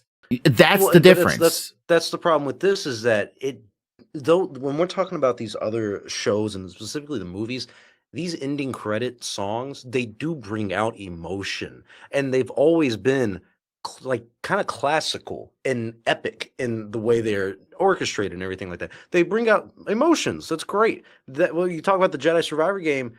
That's a game. Yeah, I don't really feel like the Who doing anything. It doesn't really matter or bother to me. Solo, when they go to that little cantina thing, there's a scene where someone's like rapping and everything, like little rapper music for Star Wars and everything. But like Palpatine says, it's still Star Wars-y. You know, it still fits that universe. This is a song that you would hear on the radio. And 10 years ago, it's a generic pop song. Whether you like it or not, it does not fit with Star Wars. And I would be surprised if you found any emotion out of it after seeing that episode and going to the end. And being it sounds like "Oh, they're something being you emotional." hear at the end of The Good Wife. Yeah, it felt like a teenage like pop that. song for like girls. Not even where it's just like, okay. teenage. Just like just like those drama shows that you Empire and and stuff like that. Like the Fox the fucking drama shows and stuff like that. You again, it would fit perfectly there. Empire was a thing about fucking R&B and rap music. That was the whole point of the show. Mhm. So it fits, but yeah, it just doesn't fit in this. And again, it doesn't mean I'm just not saying R&B doesn't fit in Star Wars. As long as it's Star Warsy R&B, it fits. Jazz fit in Star Wars. Excuse me, jizz fit in Star Wars. Okay, don't get us taken down now. Well, that's the name. That's the name. Lucas said something. We'll call it jizz. That's what he said. Yeah, George. All right, well, let's get the show a little wrapped up. Here we go with the rating, because this is all I can ask at this point. And I'm so torn on rating this episode. Hey, yeah, wait. Before we close out, with that, did you guys like anything in this episode? Because I did say I found it better than episode 3. I don't know how, but the Wookiee the fight fight was kind of cool. The fight was good. I like the actually fight. Like that. If we had gotten this episode in episode 3 instead of what we had with episode 3, I don't think I would be as upset at the series. I feel like a lot of things would feel, but the way they've structured the episodes and the way they that's the issue. Formatted it screwed a lot of things up. So this episode, I will say, the acting was good and solid from Indara, Soul, even the guy who plays Torben and everything. And we talk about the fight, that was great.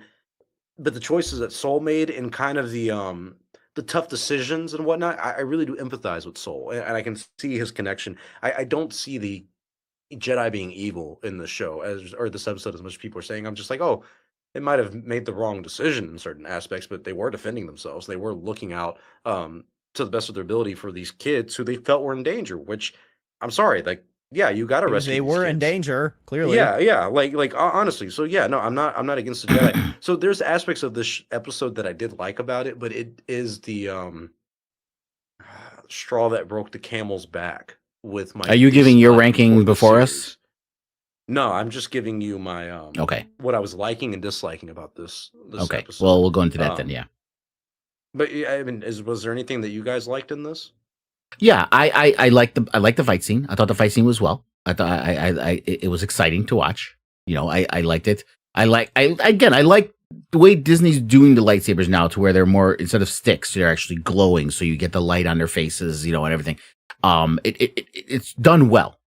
I know people still complain about the choreography. I saw no problem with it. People were complaining about how, Torben's wrist is stronger than Kel Knuckles' whole body. It's called the Force. There's lots of reasons that they do what they do. It's not just his wrist holding the lightsaber. There's lots of going on. But the fight scene was well. I done very well. I like Indara's scenes. I thought Carrie Ann Moss did a spectacular job acting what she did.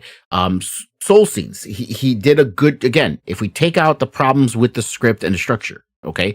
The acting, the delivery of the lines, he did well. The emoting he did well. Even Torben, I thought he did well, even though his reasoning and the character development they did of him was stupid. The actor did a good job delivering the scenes. The kids still sucked. Anastasia was good. I don't like Coral. And when I mean Coral, I mean I just don't like. Not only don't I like the character, I don't like the way the actress is playing it. It seems forced. It seems weird. It's, to use your word, it's just cringy. Everything about her when she talks is cringy. It doesn't feel natural to me at all. The whole get mad, and then there's a little sparring session. You ready to fight Jedi? You ready to fight Jedi? Now go lock your sister in a room. When she said good girl, that threw me off. I was like, ugh. So yes, there were some good things, but those good things are not the things that make an episode good. Those are the things you expect to see in a good episode. Okay, everything else around it was so bad that just those good things doesn't make it good, unfortunately. But yes, I mean, even us, we can find the good things. Peppa memes, what'd you like? It's kind of the same thing for me. The fight scene was pretty cool. I like Soul as a character. I know people are like, I don't like Soul anymore because of what he did. I'm on his side. The dude did what he had to do with the information he had at the time. He was not in the wrong. And so I like some of the ideas around, a Vergence in the forest happening and it causes so much life on a planet. I think that's neat. That's really cool. I like that. But that obviously goes nowhere, and it just brings up more questions for us for the twins. Yeah, the Wookiee, yeah, he's all right. He's pretty cool. It's funny too because you have this whole Wookiee costume and stuff. And I look back at Kenobi, I'm like, come on, you guys were saying that you had to make the Grand Inquisitor look the way he did because of a prop reason. Come on, that's ridiculous. But other than that, no. Yeah, I thought it was funny. The Wookiee had a little like metal detector. I kind of chuckled at that. I don't think I was supposed to laugh like at a it. literal metal detector. Like they didn't even I don't know, spruce it on up. purpose, but I laughed at that. I thought that was They interesting. like ordered it on Amazon, and this is what we're using. Metal, Gotta- and Dara even had the headphones Metal on. detector. Find Amazon force. Basics metal detector. It's like they were at the beach Yeah. looking for gold watches and shit. That's about it. That's about it. So, Rankings. who wants to give their rating first? Lungo raised his hands. By all means, sir, lead the way. How many hands did I raise? I don't know how many do you have. I raised one hand, right? Yeah. That's my rating. It's a fucking 1. I don't think I've given anything a 1. What? I don't think I've given anything a 1. This was Harsh. Listen. Okay, gotta do a little bite here. Listen. Banger episode 1 out of 10. I gave episode 3 a 3. This was a replay of fucking episode 3 It's done worse. and done worse. What the fuck else could I give it? It you could say it added stuff, but you can't just add stuff. You have to add substance. There was no substance. You just added more fucking questions that either A, you're not going to answer, because if we know by their track record, they don't. Or B, you're going to try to jam it all in the last fucking episode when you already have all the Chimera and Sith stuff that has to be resolved. You have 2 to 3 different stories that you are fucking jamming all in together into one series. And this episode shows the dysfunction around the Rito cubicles that were separate fucking rooms. It's a fucking 1. It's a 1. And the Star Wars problems are not even contributing to it. The Star Wars problems just say, fuck, it's even worse if you look when you look at this shit, the whole cherry on shit, okay, on top of the fucking shit sandwich, all the Star Wars subjective Star Wars problems I have. Just the lack of vision, the lack of basic storyboarding, the lack of understanding how to do a story instead of throwing your fever dreams on a screen. Of all the things you wanted to see in a Star Wars movie, you finally get to do, and you just throw it in there, not caring if it makes a fucking good story. Those individual ideas are great. I think someone said it earlier too. Fan fiction, a lot of times people who do fan fiction, they have great ideas. They can't fucking execute. And the production is fucking horrible. And that's what this felt like, as a fucking fan film. Great ideas, horrible execution. 1. Thank you for the super chat, by the way. God damn, that was so harsh. Grievous said, I heard Yes. Disney changed it to Jets.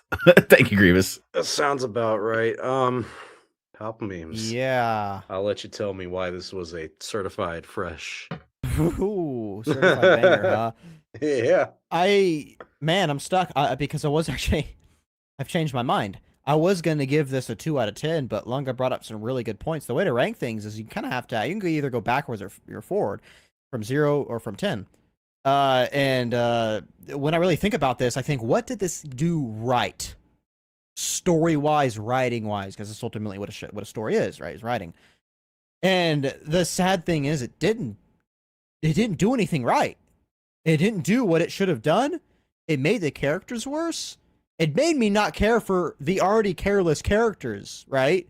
It's like I kind of felt bad for Torben and Kalnaka, but then I just see the reason why they did what they did, and I'm like, okay, this is freaking ridiculous. Right?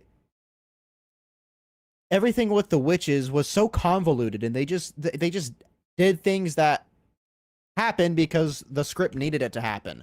We don't understand even what they were doing. For instance, Anasia, bringing, going a little dust magic, and then May does the dust magic too.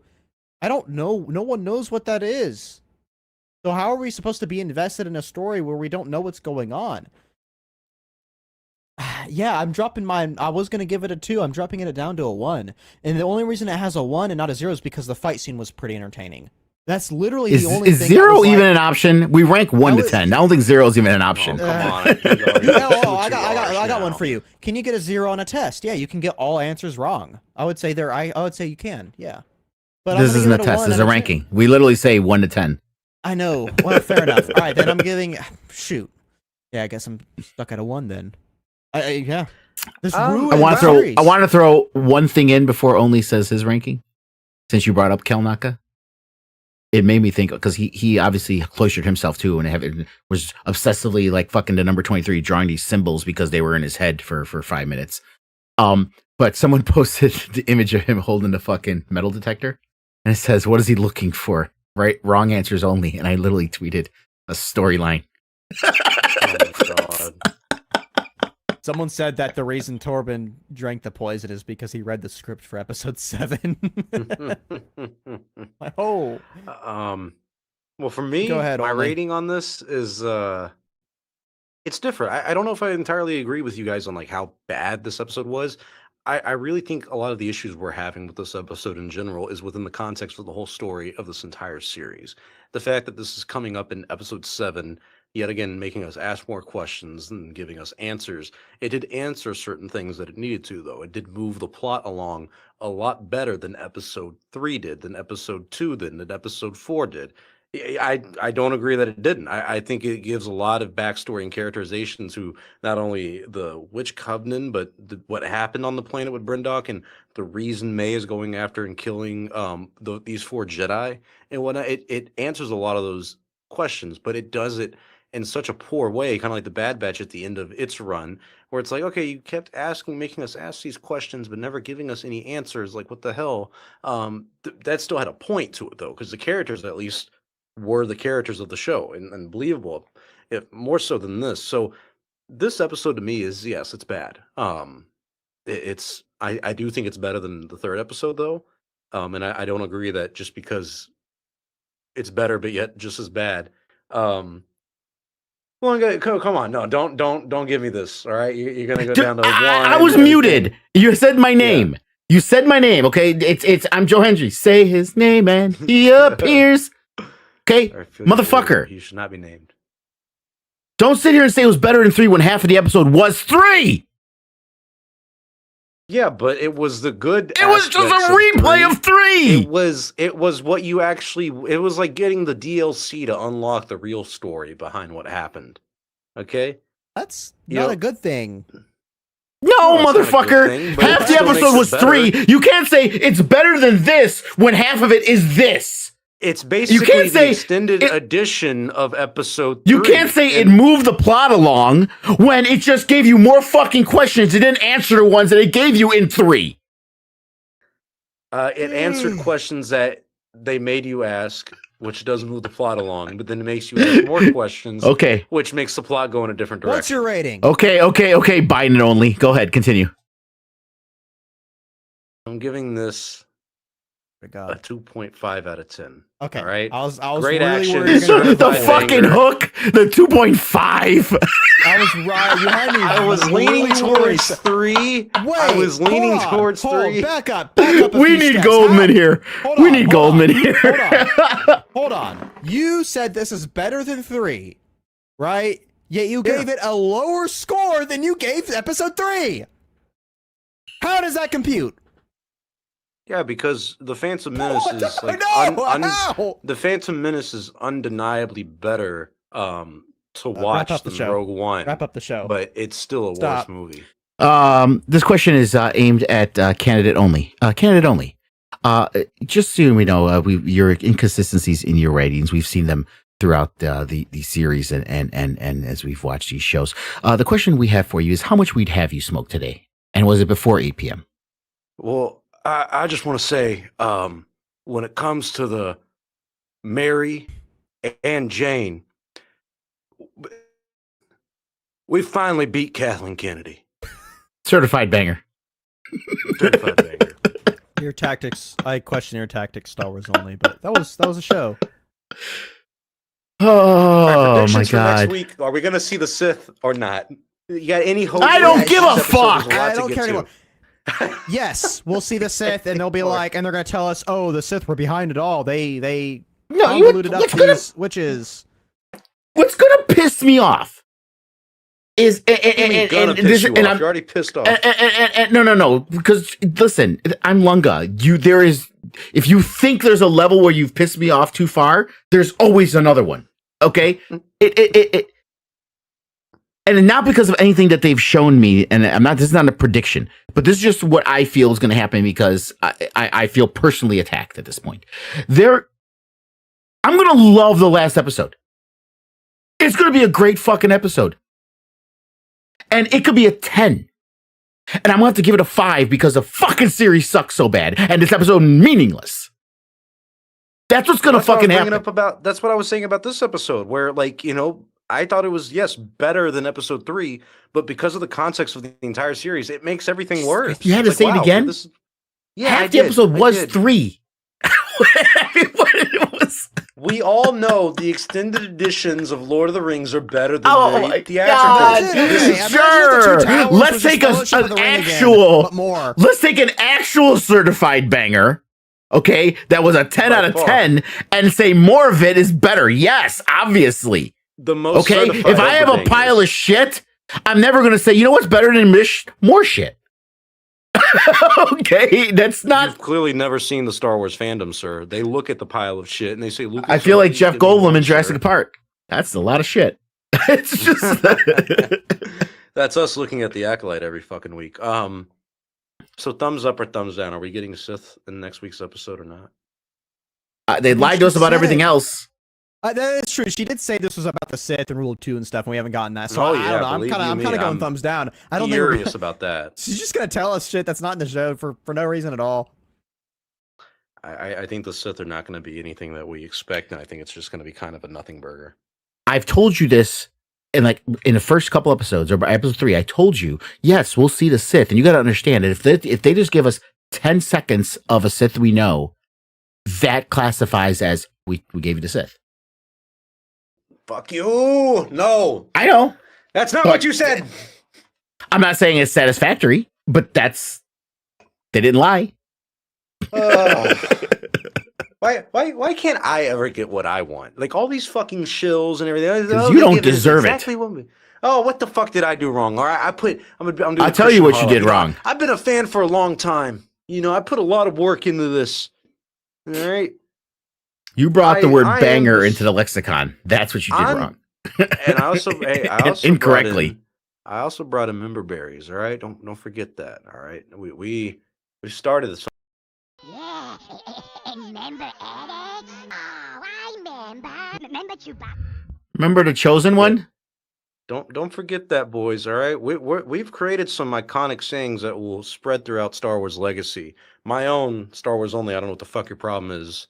Was a big thing eons ago in like a small section of the Star Wars community. But member berries, banger, the power of one, the power of two, the power of many. We do have a question. John Campbell Breckenridge says, "Do you guys want a season 2 if the last episode is good?" No, I will want a season 2 if it's the Acolyte : Chimere. Then I might be okay with it. No, I'm sorry. After this, I don't want Leslie Headland mentioned. She said season 2, not necessarily Leslie. Well, it ain't gonna do a season 2 without her. There's nothing I think I've said it almost every week at this point, but it really is kind of like sad to see this show and how it was made and everything compared to everything else, because it is like a bunch of fucking amateurs. And I gave her, and I was the most apologetic. I'm like, listen, she's made good shows, and I did. I enjoyed for Russian years Doll. We said how I enjoyed excited we were. Orange is the New Black. I said, you know what? She's a good director. She can do good stuff. Even where the first couple episodes, listen, you know what? Let her cook. Let's see. You know, I'm like, she can do good stuff. I think what happened. Benefit of the doubt. This is my honest belief. Okay, no proof, but this is my belief from everything I've seen. I think this elder millennial brought in all these Gen Z writers and went along. Oh, that's a great idea. Oh, that's great. Instead of using her own judgment, I think she's like, let's see what they can do. Oh, this is great. This is great. This is great. And threw it all together and did not use her own judgment with the skill and resume she has to realize they're not good because everybody gets a participation award. She couldn't make them feel bad. That's what I think. Because there's no reason with the stuff she's done so well for this to happen. And you know, with that being said, this is why we all have, a lot of us, not everybody, but why a lot of us still have it, because you cannot do a show like fucking Andor and tell me this is the best you got. Yeah, oh, yes, exactly. That's what I ask it every time. Is this really the best you can do? And to look at Lucasfilm after seeing something, if they had not done Andor, and definitely Mando, it would be at a point now where it's like, you guys just need to stop doing Star Wars shows because you're horrible at it. But with Andor, and I don't care about season 3, I know it was an issue, but we cannot deny seasons 1 and 2. But with Andor and Mando seasons 1 and 2, you can not deny that they can cook and make some true Star Wars magic that is fun, enjoyable, and impactful. And Andor was not as fun as Mando and did not reach the masses like it did, but it has reached such a critical acclaim, and it is going to age like fine wine, just like the originals did, and in a lot better ways than something like even the prequels, you know? So it is a question of, is this really the best you can do with the Acolyte? And it's one of those things you look at Lucasfilm, it's like, no, you fucked up a lot, bro. And this... Talk about a breaking point. They're at that door now, man. Like especially with the movies and everything, a couple of years, they've reached a point now where it's like you need to tread so fucking lightly. Your life depends on it, truly. Palp memes, you have anything you want to add to this? I think for a lot of fans, the door's already been closed behind them. Like I feel like a lot of fans have already just left already. Now people like us, you know, the hardcore ones, we're being put on edge because of this stuff. I mean, I would love to do a show with you guys about why and how the movies need to return for Star Wars, because I think that's a big talking point, is returning to the theaters is where Star Wars can really come back. But yeah, I mean, no, it's a tragedy, and you know, I'm not the harshest guy on Star Wars. It's pretty easy to please when it comes to Star Wars, but I can't take it anymore. All right, they're killing me here.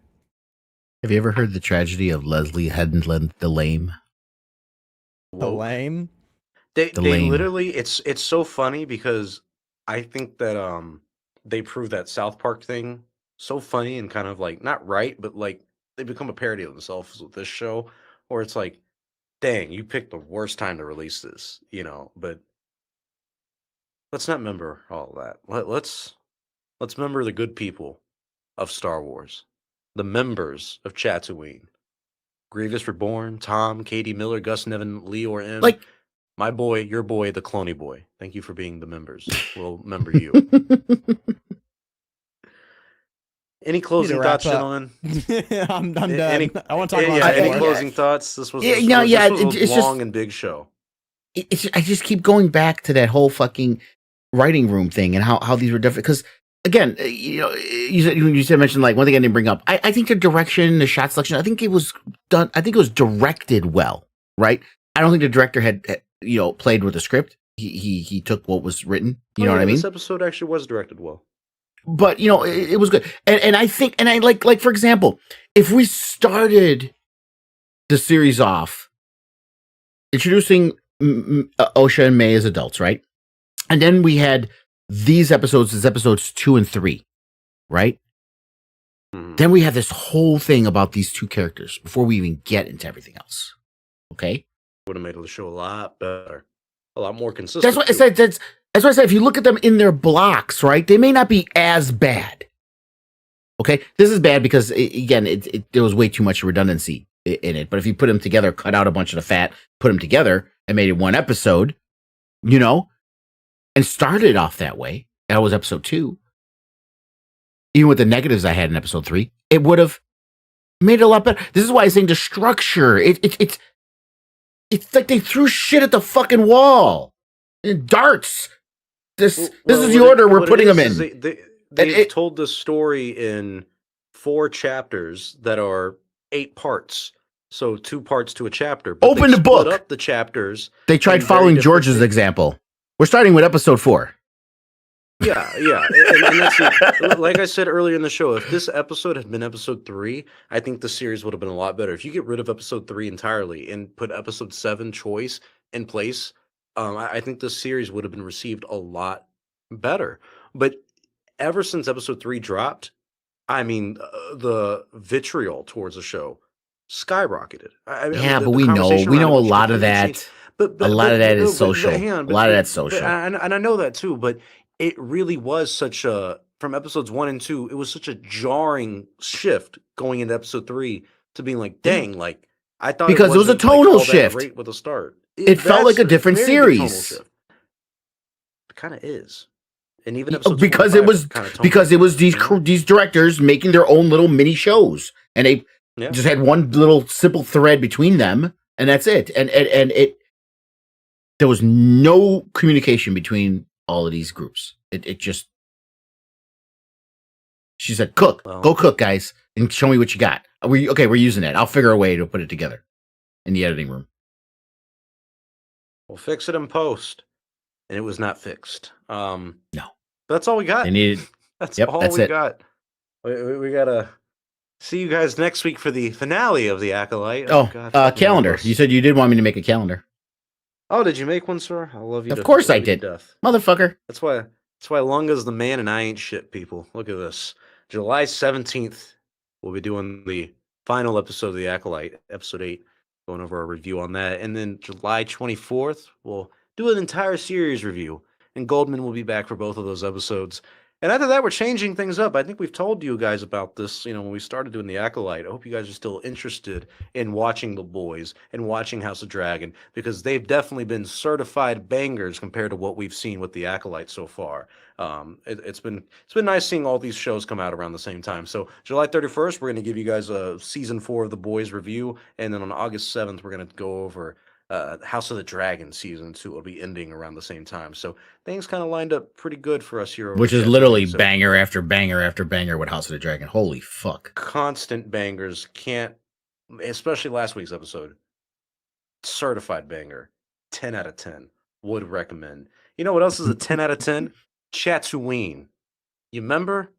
Yeah. Leave us a review if you're listening on Spotify. Like if you're watching on YouTube. Subscribe if you haven't. What's taking you so long? Become part of the scum and villainy we call Chatooine. So, thank you so much, guys. We'll see you next week for the finale of The Acolyte. May the Force be with you. And always remember, power of 1, the power of 2, the power of many.